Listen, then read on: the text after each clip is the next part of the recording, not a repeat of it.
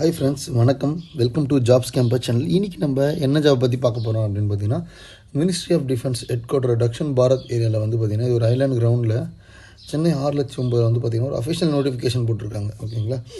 யாருக்கும் சொல்கிற சின்ன ரெக்வஸ்ட்டு, அன்சப்ஸ்கிரைப் பண்ணாதீங்க. வீடியோவை பார்த்துட்டு ஏன் பண்ணுறீங்கன்னு எனக்கே தெரில. வீடியோ பிடிக்கலன்னா கமெண்ட்ஸை சொல்லுங்கள். இந்த வீடியோவில் இது ப்ராப்ளம், அதான் நாங்கள் அன்சப்ஸ்கிரைப் பண்ணுறேன். ஏன்னா அடுத்த வீடியோ நான் போடுறதுல வந்து பார்த்திங்கன்னா அந்த அந்த என்ன அப்சர்வேஷனோ அதை ரெக்டிஃபை பண்ணிப்பேன். அது மட்டும் இல்லாமல் வீடியோ நான் போடுற வீடியோ யூஸ்ஃபுல்லாக இருக்குது அப்படின்னு நீங்கள் நினச்சிங்கன்னா கண்டிப்பாக லைக் பண்ண முடியுங்களா.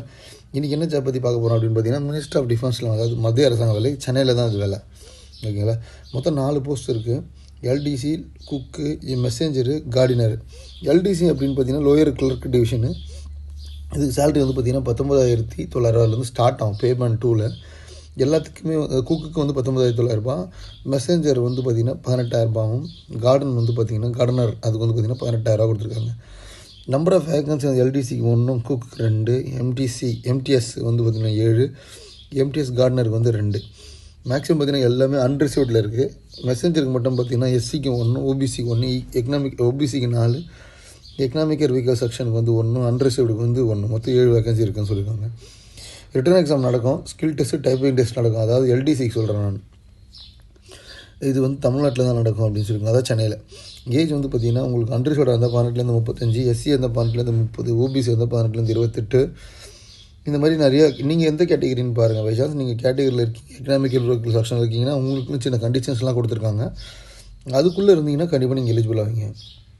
எக்ஸ் சர்வீஸ் மேனாக இருந்தீங்க அப்படின்னா ஏஜ் லிமிட் வந்து should not be existing the maximum age limit அப்படின்னு 25 வருஷம் சர்வீஸ் பண்ணியிருந்தீங்கன்னா அப்படின்றாங்க. குவாலிஃபிகேஷன் பார்த்திங்கன்னா எல்டிசிக்கு வந்து 12th படிச்சிருந்தால் போதும். எம்டிஎஸ்க்கு வந்து 10th. குக்கிங்க்கு வந்து நீங்கள் வந்து கேட்ரிங் மாதிரி குக்கிங் நாலேஜ் இருக்கணும் அப்படின்னு சொல்லியிருக்காங்க. இப்போ நான் வந்து +2 முடிச்சுட்டு எம்பிஏலாம் பண்ணியிருக்கேன் அப்படின்னா உங்களுக்கு வெயிட்டேஜ் என்ன மார்க் தருவாங்களாம் கேட்டால் யாருக்கும் எதுவும் தரமாட்டாங்க. நீங்கள் +2 முடித்தாலும் சரி, இல்லை பிடெக் முடித்தாலும் சரி, +2க்கு தேவையான குவாலிஃபிகேஷன் +2க்கு மட்டும் தான் எடுப்பேன் அப்படின்னு சொல்லியிருக்காங்க.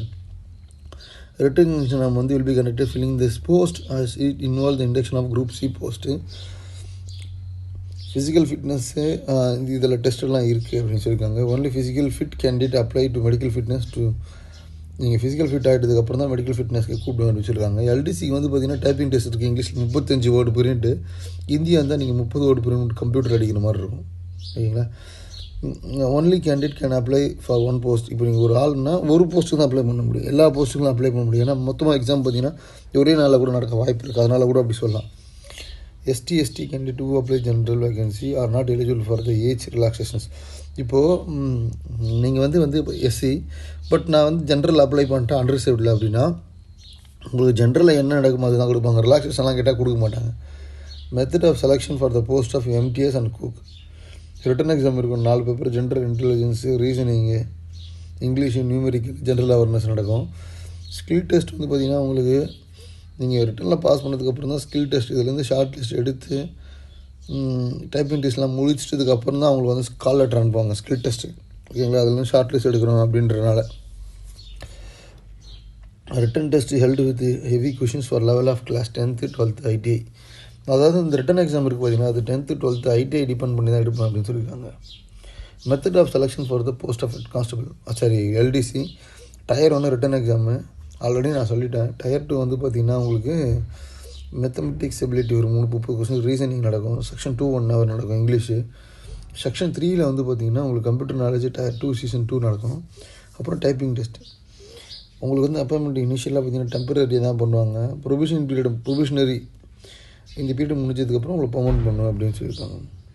எப்படி அப்ளை பண்ணணும்னு பார்த்தீங்கன்னா ஃபார்மேட் கொடுத்துருக்காங்க. அந்த ஃபார்மேட்டை நீங்கள் டவுன்லோட் பண்ணிவிட்டு இந்த இடத்துக்கு ஒரு presiding officer, care of officer commanding troops headquarter Dakshin Bharat area, island ground, Chennai 6,09,000, 21 நாளுக்குள்ளே வரணும் சொல்லி. இப்போ நான் இன்றைக்கி அப்ளிகேஷன் ஓடினா முந்தானே ஒரு இது வந்து பார்த்திங்கன்னா போன வாரம் ஃப்ரைடே வந்தது, அதுலேருந்து 21 நாள் கனெக்ட் பண்ணிக்கலாம் நீங்களே. ஓகேங்களா? அப்புறம் வந்து நீங்கள் எல்லாமே அட்டஸ்டட் பண்ணி தான் வைக்கணும். உங்கள்கிட்ட கொடுக்குற டாக்குமெண்ட்ஸ் எல்லாமே ஃபோட்டோ காப்பி தான் வேணும், 2 செட். ஓகேங்களா? Photo copy 2 for reason for choices, 1 attested with government gazette officer and separated cover suit paste இந்த அப்ளிகேஷன். இப்போது நீங்கள் வந்து ஒரு அப்ளிகேஷன் கூட உங்களோட ஃபோட்டோவை அட்டஸ்டட் பண்ணி அனுப்பணும். 2வது ஃபோட்டோ வந்து ஒரு தனியாக உள்ளே வைக்கணும். ஏன்னா நீங்கள் ஷார்ட் லிஸ்ட் ஆகிட்டீங்க அப்படின்னா அந்த ஷார்ட் லிஸ்ட் ஆனதுக்கப்புறம் உள்ளே இருந்து கால் லெட்டர் அனுப்புவாங்க, அதுக்காக தான் அது. ஓகேங்களா? எஸ்சி எஸ்டி எல்லாமே நீங்கள் வந்து அதாவது அட்டஸ்டட் பண்ணி தான் அனுப்பணும் அப்படின்னு சொல்லியிருக்காங்க. டிஏடி எல்லாம் தரமாட்டேன் அப்படின்னு சொல்லியிருக்காங்க உங்களுக்கு. ரெண்டாவது வந்து பார்த்திங்கன்னா உங்களுக்கு வந்து லீகல் ரெக்கமெண்ட் ஃபார் ஜட்ஜ் இதெல்லாம் வந்து உங்களுக்கு வந்து மேக்ஸிமம் இதெல்லாம் தேவைப்படாது. யாருன்னா இந்த மால் ப்ராக்டிஸ்லாம் பண்ணி அப்சர்வேஷன் வச்சுருக்காங்க. ஜூனியர் எல்டிசிக்கு வந்து ஜாப் டிஸ்கிரிப்ஷன் என்ன பார்த்தீங்கன்னா லெட்டர்லாம் வந்து அதை டைப் அடித்து தரணும், ரிஜிஸ்டர் மெயின்டைன் பண்ணுறது, அப்புறம் ஃபைல்லாம் மெயின்டைன் பண்ணுறது, அப்புறம் சீல் கிளாஸிஃபைட் லெட்டர் டாக்குமெண்ட்ஸ் இந்த மாதிரி தான் வேலை இருக்கும். குக்குக்கு வந்து சமைக்கிற மாதிரி இருக்கும். மெசேஞ்சருக்கு வந்து பார்த்திங்கன்னா மல்டி டாஸ்கிங் ஸ்டாஃப்னு சொல்லியிருக்காங்க பார்த்தீங்கன்னா எம்டிஎஸ். அதுக்கு வந்து பார்த்திங்கன்னா physical maintenance for record section, general cleaners அந்த மாதிரி இருக்கும் அப்படின்னு சொல்லியிருக்காங்க. நீங்கள் எந்த போஸ்ட்டுக்கு அப்ளிக்கோ அந்த போஸ்ட்டை பற்றி படித்து பாருங்கள். Dusting of furniture, cleaning room, multi tasking ஸ்டாஃப்னால் எல்லா வேலையும் செய்கிற மாதிரி இருக்கும் அப்படின்னு சொல்லியிருக்காங்க. இதுதாங்க அப்ளிகேஷன் ஃபார்மு. இதை நீங்கள் வந்து ஒரு கம்ப்யூட்டரில் போய் டைப் பண்ணிவிட்டு அதை வந்து நீங்கள் டைப் பண்ணி அதை பிரிண்ட் எடுத்து அதுக்கப்புறம் ஃபில்அப் பண்ணுங்கள். உள்ளே ஒரு சின்ன கால் லெட்டர் மாதிரி இருக்கணும். அதாவது நீங்கள் உள்ளே எக்ஸ்ட்ரா ஃபோட்டோ இருக்கணும். கால் லெட்டர் நீங்கள் செலக்ட் ஆகி அந்த ஃபோட்டோ விட்டு உங்கள் வீட்டுக்கு அனுப்புவாங்க. ஓகேங்களா? இதுதான் ரொம்ப ஈஸியாக தான் இருக்குது அப்ளிகேஷன். ஓகேங்களா? எனக்கு தெரிஞ்சு நான் மொத்தத்தை எல்லாத்தையும் கவர் பண்ணிட்டேன்னு நினைக்கிறேன். பை சான்ஸ் உங்களுக்கு எதுனா கவர் ஆகலை, ஏன்னா டவுட்னா நீங்கள் தாராளமாக கமெண்ட்ஸில் கேட்கலாம். ஓகேங்களா? தாராளமாக நீங்கள் கமெண்ட்ஸில் கேட்கலாம். எந்த வித டவுட் இருந்தாலும். இந்த வீடியோ பிடிச்சிருக்கு, ஓகே நான் சொன்ன வீடியோ வந்து கிளியராக இருக்குது அப்படின்னு நீங்கள் நினச்சிங்கன்னா இந்த வீடியோக்கு லைக்ஸ் பண்ணுங்கள். மறக்காமல் உங்கள் ஃப்ரெண்ட்ஸுக்கு ஷேர் பண்ணுங்கள். இதை விட ஒரு பெட்டரான ஜாப் வீடியோவில் நெக்ஸ்ட் வீடியோவில் மீட் பண்ணலாம். ரொம்ப ரொம்ப தேங்க்ஸ்.